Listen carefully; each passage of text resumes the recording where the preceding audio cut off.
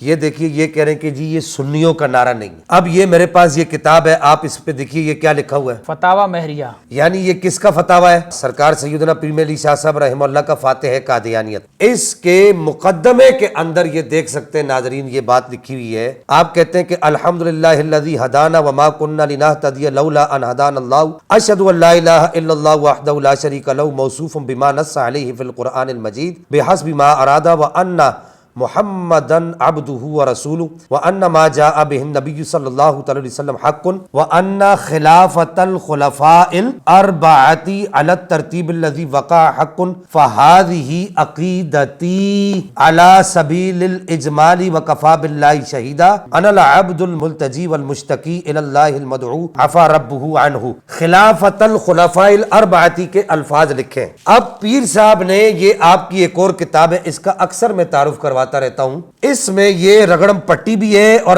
مرم پٹی بھی ہے۔ پیر صاحب نے اس کتاب کے تصفیہ مابین سنی و شیعہ، اس کتاب کے صفحہ نمبر 7 پر یہ دیکھیے یہ کیا الفاظ لکھے، میں چاہوں گا کہ آپ خود ان الفاظ کو پڑھ کر سنائیے۔ خلفائے اربع اور سیدنا حسن۔ خلفائے اربعہ علیحدہ لکھا ہے اور امام حسن لجپال سرکار کا نام کیا لکھا ہے؟ علیحدہ لکھا ہے۔ کہتے ہیں کہ خلفائے اربعہ اور سیدنا حسن کا زمانہ 30 سال ہے۔ اس کتاب میں ایک جگہ پر خلفائے اربعہ کا لفظ استعمال نہیں ہوا۔ میری معلومات کے مطابق اس کتاب کے اندر 40 سے زائد مقامات پر پیر صاحب نے خلفائے اربعہ کا لفظ استعمال کیا ہے۔ تو کیا یہ اہل سنت کا دیا ہوا نعرہ نہیں ہے؟